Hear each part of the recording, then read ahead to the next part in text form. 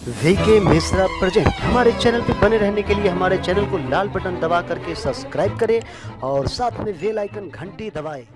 रक्तांबुजा सरम शेष गुणैक सिंधु भानु समस्त जगता मधिपम भजामि पद्मद्वया भयवरान दधतम कराब्जय माणिक्य मौलि मरुणां गरुचिम त्रिनेत्रम। जय श्री सूर्यदेव, जय श्री राधे कृष्ण। आप सभी का हमारे YouTube चैनल पे बहुत बहुत स्वागत है। यूं ही ज्ञानवर्धक जानकारियां प्राप्त करने के लिए हमारे इस चैनल को लाल बटन दबा करके सब्सक्राइब करें, साथ में बेल आइकन घंटी दबाएं ताकि मेरे वीडियो का नोटिफिकेशन आपके पास सबसे पहले पहुंचे। आइए आज सुनते हैं रविवार के दिन भगवान सूर्यदेव की कथा। भगवान सूर्यदेव का जो भी भक्त सच्ची श्रद्धा के साथ व्रत करते हैं, रविवार का व्रत रखते हैं, उनके मान सम्मान में बढ़ोतरी होती है तथा शत्रुओं का नाश हो जाता है। भगवान सूर्यदेव की व्रत पूजा करने से आंख की पीड़ा के अतिरिक्त अन्य सभी पीड़ाएं दूर हो जाती हैं। भगवान सूर्यदेव को प्रसन्न करने के लिए रविवार के दिन व्रत रखना चाहिए। इस व्रत में नमक का प्रयोग बिल्कुल भी ना करें और भगवान सूर्यदेव को प्रसन्न करने के लिए दिन भर व्रत उपवास रहें। इस दिन सुबह ब्रह्म मुहूर्त में उठ करके अपने सभी नित्य क्रियाओं से निवृत्त होकर के गंगा नदी या घर के जल में ही थोड़ा सा गंगा जल मिला करके स्नान करे, शुद्ध वस्त्र धारण करे और सबसे पहले भगवान सूर्यदेव को जल में सफेद पुष्प लाल चंदन डाल करके उनको अर्घ प्रदान करे तो यह बहुत ही लाभकारी होगा। इससे सूर्यदेव प्रसन्न होते हैं और अपना क्रोध कम करते हैं, अपने भक्तों की सभी मनोकामनाओं को पूर्ण करते हैं। तो आइए सुनते हैं रविवार की कथा। तो बोलिए प्रेम से भगवान सूर्यदेव की जय। बहुत समय पहले की बात है कि एक बुढ़िया थी। उसका नियम था कि वह प्रत्येक रविवार को सवेरे ही स्नान कर घर को गोबर से लीपकर फिर भोजन को तैयार किया करती थी। भगवान को भोग लगाकर स्वयं भोजन ग्रहण करती थी। ऐसा व्रत करने से उसका घर अनेक प्रकार से धन्य धान्य से पूर्ण था। भगवान श्री हरि की कृपा से घर में किसी प्रकार का विघ्न या दुख नहीं था। सब प्रकार के घर में आनंद से सभी मिलकर रह रहे थे। इसी तरह कुछ दिन बीत जाने पर उसकी एक पड़ोसन जिसकी गौ का गोबर वह बुढ़िया लाया करती थी, तो पड़ोसन इस बात पर विचार करने लगी कि यह वृद्धा सर्वदा मेरी गौ का गोबर ले जाती है। इसलिए अपनी गौ को उस पड़ोसन ने अपने घर के भीतर बांध लिया। बुढ़िया को गोबर न मिलने से रविवार के दिन अपने घर को वह न लीप पाई, इसलिए उसने न तो भोजन बनाया और न भगवान को भोग लगाया तथा स्वयं भी उसने भोजन ग्रहण नहीं किया। इस प्रकार उसने निराहार व्रत किया। रात्रि हो गई और वह भूखी ही सो गई। रात्रि में भगवान ने उसे स्वप्न दिया और भोजन न बनाने का कारण पूछा। वृद्धा ने गोबर न मिलने का कारण सुनाया। तब भगवान ने कहा कि हे माते, हम तुमको ऐसे ही गौ देते हैं जिससे सभी इच्छाएं पूर्ण होती है, क्योंकि तुम हमेशा रविवार को गौ के गोबर से लीपकर भोजन बनाकर मेरा भोग लगाकर खुद भी भोजन ग्रहण करती है। इससे मैं प्रसन्न हूँ। तुमको मैं वरदान देता हूँ।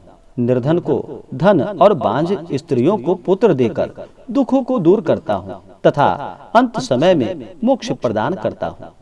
स्वप्न में ऐसा वरदान देकर भगवान वहां से अंतर ध्यान हो गए और वृद्धा की आंखें खुली तो वह देखती है कि आंगन में एक अति सुंदर गौ और बछड़ा बंधा हुआ है। वह गाय और बछड़े को देखकर फूले ना समाई।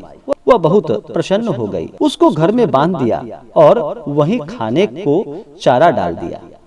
जब उसकी पड़ोसन बुढ़िया ने घर के बाहर एक अति सुंदर गौ और बछड़े को देखा तो द्वेष के कारण उसका हृदय जल उठा और उसने देखा कि गाय ने सोने का गोबर दिया है, तो वह उस गाय का गोबर ले गई और अपनी गाय का गोबर उसकी जगह रख गई।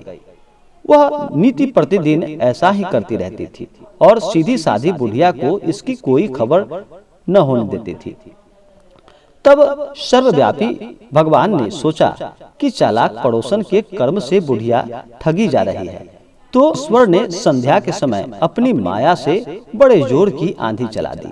बुढ़िया ने आंधी के भय से अपनी गौ को भीतर बांध लिया प्रातःकाल जब वृद्धा ने देखा कि गौ ने सोने का गोबर दिया है तो उसके आश्चर्य का ठिकाना न रहा और वह प्रतिदिन गौ को घर में भीतर बांधने लगी। उधर पड़ोसन ने देखा कि बुढ़िया गौ को घर के भीतर बांधने लगी है और जो वह सोने का गोबर उठा करके वहां से ले आती थी, अपना गोबर वहां डाल देती थी, वह उसका नहीं चल पा रहा था। फिर उसने ईर्षा और डाह से जल उठी और कुछ उपाय न देखकर पड़ोसन ने उस देश के राजा की सभा में जाकर कहा कि महाराज, मेरे पड़ोसन में एक वृद्धा के पास ऐसा गौ है जो आप जैसा राजाओं के ही योग्य है।